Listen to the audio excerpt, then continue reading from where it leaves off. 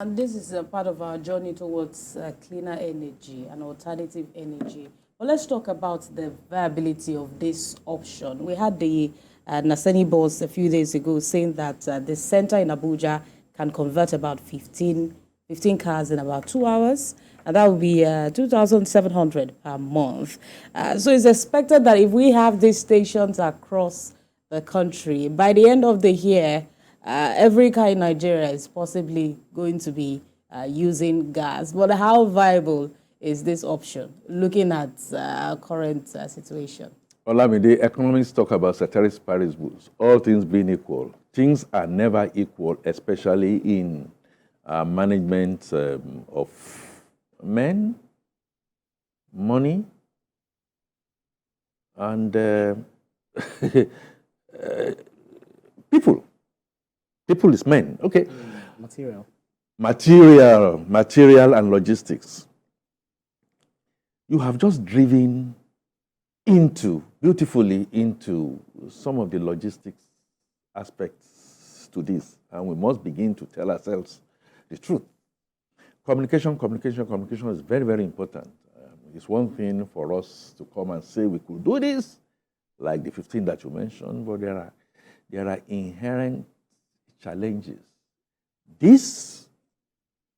Well, first on the positive side, I am also happy that local content, slow but not too bad, innocence, not are coming into the picture and are looking at it from the perspective of government giving those incentives. Those incentives, the perception says very good, perhaps not adequate, because you need to now attract more private sector involvement. We must not forget that the kits come very heavy, besetted by forex challenge and availability, competing for different ends, not helped by devaluation. It's clearly import dependent. So even if we get one or two that says they can do conversion in some time, I conservatively as an accountant always want to say, well, I take it with a pinch of salt if you have not been able to resolve some of these logistics issues. And there's also the issue of funding. They come very pricey. I'm happy that we are talking about 20,000, and now, what about the distribution? Yeah, usually, when it comes to issue of, I'm now having to intervene. Issue of favoritism might come into exactly. Exactly that. Sorry to now put in. That's where I'm going. How do you think? Because now they said government has procured 20,000 conversion kits that will soon be deployed. So if you look at Nigeria as a 2020 data, we have more than almost 12 million vehicles. As of today, we'll have more than 15 million. I don't have the figure entirely, but if we could have 11.6 million there in 2020. So do you not feel that how far-reaching do you consider this in the first place? And the transparency in selection of vehicles, people to benefit from this scheme? It's almost invariable that I will want to favor you than I favor Olamide. Why should that be? Why should that be? Because this is maybe because I don't like women. I'm saying that just trying to create some fun out of it. So my judgment, I'm favoring you because you are nearer to me. I'm favoring you because you're a man. When I know that Olamide has the capacity as a woman to do more for my environment. So she asked me, but why?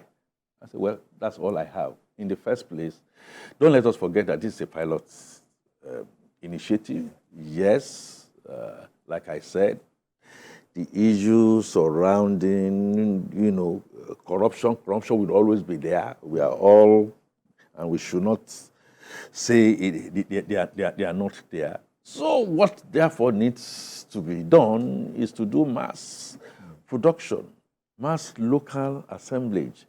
One of the things that I will therefore be looking out for the Ministry of Industry, Ministry of Finance, Mr. President himself in his quests for bringing in